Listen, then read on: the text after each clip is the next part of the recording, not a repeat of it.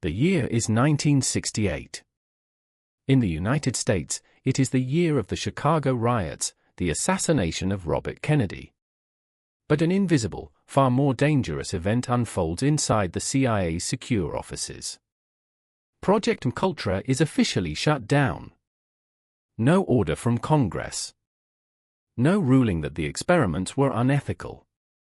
Dr. Sidney Gottlieb, the program's director, destroys nearly 90% of all MKULTRA-related documents 5 years later, in 1973. Congress learns nothing of this for 7 long years. Everything starts on April 13, 1953.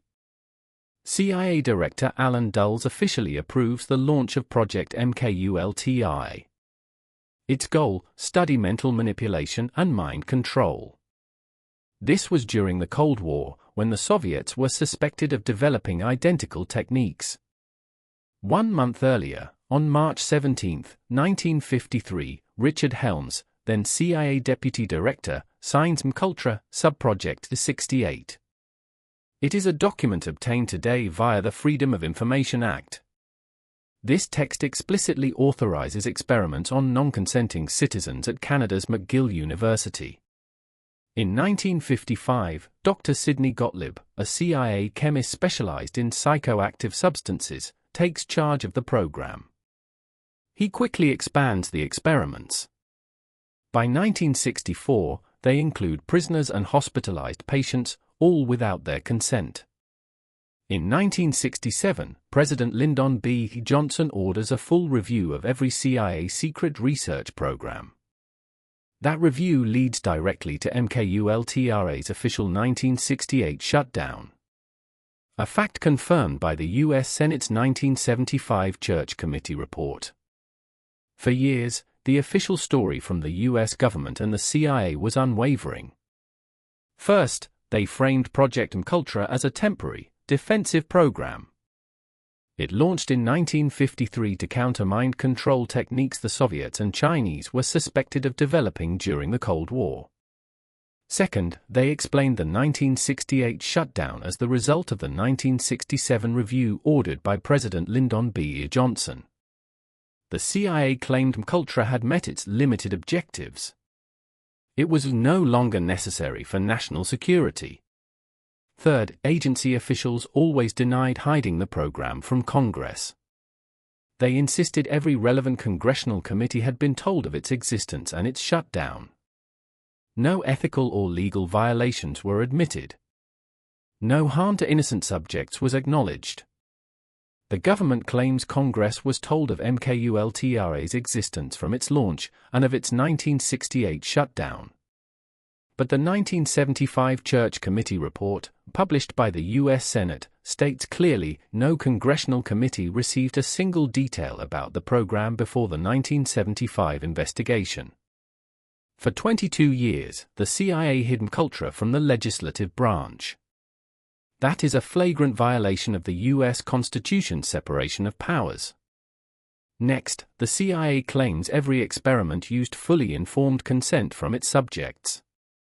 But MKULTRA Subproject 68, declassified via FOIA, dated March 17, 1953, explicitly authorizes experiments on non-consenting citizens at McGill University. This document, signed by Richard Helms, then CIA Deputy Director, proves ethical violations were planned from the program's very inception. Finally, the official story frames the 1968 shutdown as the end of a completed, risk-free program. But the handful of surviving documents suggest Johnson's review uncovered far more damning facts. Here is what no one explained. Every one of these contradictions is confirmed by declassified documents and verified official reports. First, MKULTRA, Subproject 68. Dated March 17, 1953. Signed by Richard Helms, then CIA Deputy Director. Obtained via the Freedom of Information Act. The document explicitly authorizes experiments on non-consenting citizens at McGill University. This text leaves no room for interpretation. Ethical violations were planned from the program's very inception. Next, the 1975 U.S. Senate Church Committee report, drawn from sworn testimony, reveals 22 relevant congressional committees received zero information about MKULTRA between 1953 and 1975. The report specifically cites Richard Helms' sworn testimony. Helms admitted he hid the program to avoid unnecessary political criticism. Another critical piece of evidence, a July 26, 1967, internal CIA memo. Declassified in 1977 by order of President Jimmy Carter. The memo confirms Lyndon B. Johnson's review uncovered cases of serious, even fatal, complications linked to psychoactive substance experiments. Finally, in 1995, the U.S. government issued an official public statement. The statement acknowledged MKULTRA was illegal. It also acknowledged the program caused irreparable harm to hundreds of people. The truth, laid bare by the handful of surviving documents and the Church Committee report, is unambiguous. MKULTRA was not shut down in 1968 because its goals were met. It was not shut down because the experiments had become ethical. It was shut down because Lyndon B. Johnson's July 1967 review uncovered deaths linked directly to the experiments. It also uncovered a risk of leaks to Congress. Congress, which had never been told the program even existed. The CIA did not shut down MKULTRA to fix its mistakes. It shut down the program to cover up a scandal that could have destroyed its reputation and triggered criminal prosecutions. Sidney Gottlieb's 1973 destruction of 90% of the documents, 5 years after the program's official shutdown, confirms this cover-up intent. Top CIA officials knew future revelations were unavoidable. They wanted to erase the most damning evidence before the Senate's 1975 investigation began. Aujourd'hui.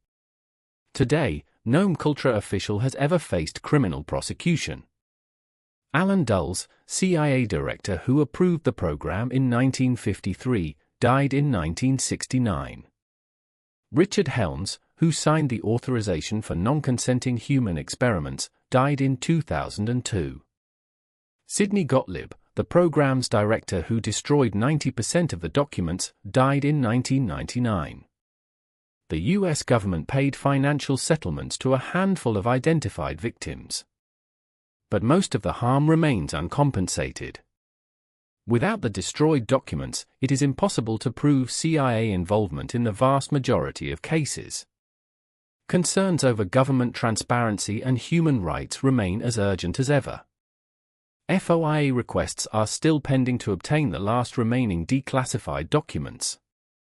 The CIA regularly cites national security to deny access to redacted sections. In 1968, Project MKULTRA was not shut down for ethical reasons.